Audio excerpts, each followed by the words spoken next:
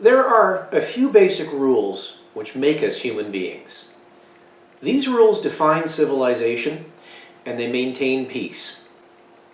Following these rules is the difference between being a civilized human being or being an animal.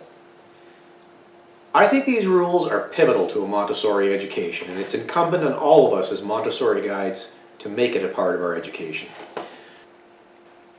These rules have been discovered by the entire human race, by trial and error, over tens of thousands of years of human interaction.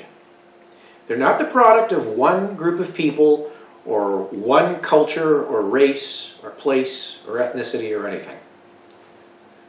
They were often discovered independently in many different places. They became universal because the logic of them is proven and because they're necessary for survival. These rules include, for example, not stealing, not telling lies, telling the truth and keeping your promises, not initiating physical violent force against someone else. These rules are necessary for human survival. In the historical period that you and I are living in, which I call the Great Madness, these vital rules are being abandoned and forgotten like never before. So my goal here is to remind us that these rules exist, that they're pivotal and vital, and that they're a necessary part of Montessori education. Rule. Every human being has fundamental rights. Respect these rights. Note that word fundamental. There are many rights which are universal to everyone. There are other rights which are situational. They're only valid to some human beings, depending on individual situations. Fundamental rights are held by all human beings, all of the time. Fundamental rights are a matter of survival. Fundamental rights cannot be conferred on one human being by another, including by members of government. They're not subject to conditions or debate. All human beings have the right to live. All human beings have the right to freedom of expression.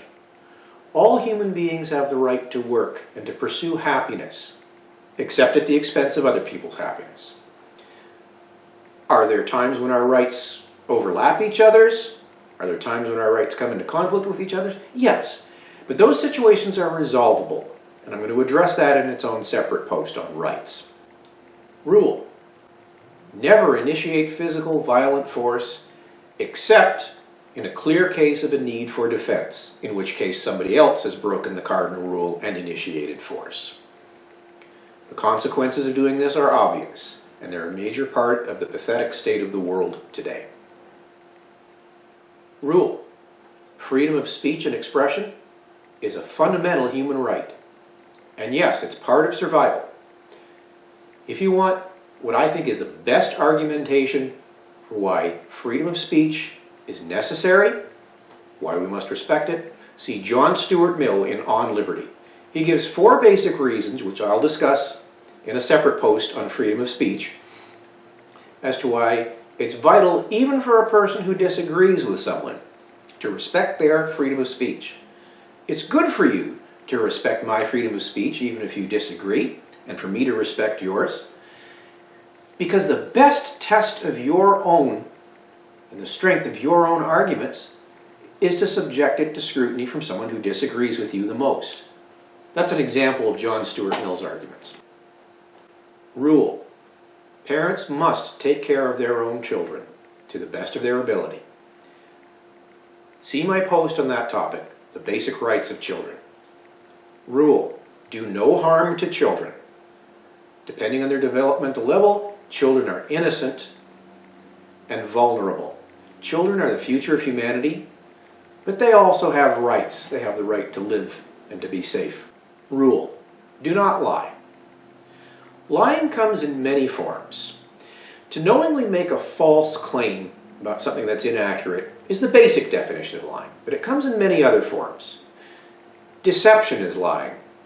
Defamation of someone's character is lying. Obfuscation, being deliberately vague. Solipsism. These are all forms of lying as well. We survive as social beings.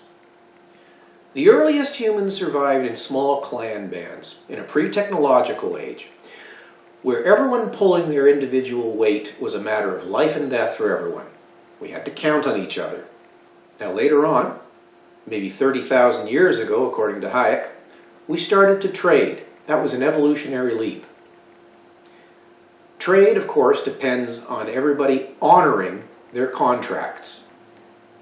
One cannot develop a bad reputation in a world that depends on trade for survival. Final, and I think pivotal rule: nobody has the right to claim certitude. I've mentioned certitude in other posts, and I will be making at least one post of its own to discuss certitude. It's what I believe is at the core of everything that is wrong with the world today. There's a difference between certitude and certainty. Many rules of certainty have been discovered and hashed out by the entire human race over the course of thousands of years. And they've been agreed upon because of the sound logic of them and because of the necessity of them. Until the Great Madness began, the main agreed upon rule was the rule of skepticism and humility. We need proof before we can accept a claim. But once we do choose to accept a claim, we need to be open. We need to leave our minds skeptically open to the possibility that we will change our minds, that we will be proven wrong by further evidence later on. So we can have a great deal of certainty about something.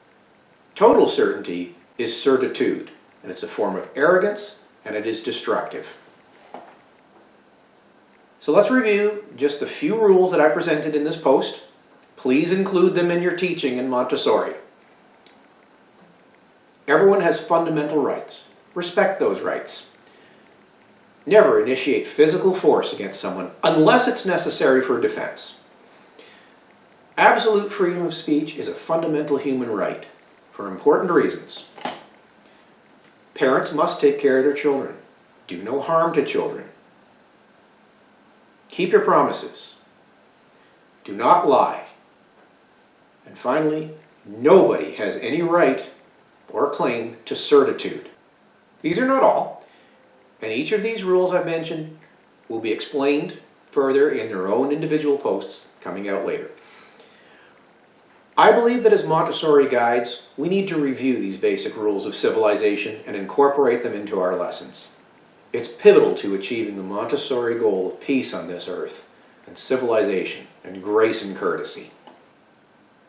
As always, please disagree with me. Please also like, subscribe to my channel, and share this video with your friends. Those are the golden rules of YouTube, and they really do matter. Thank you.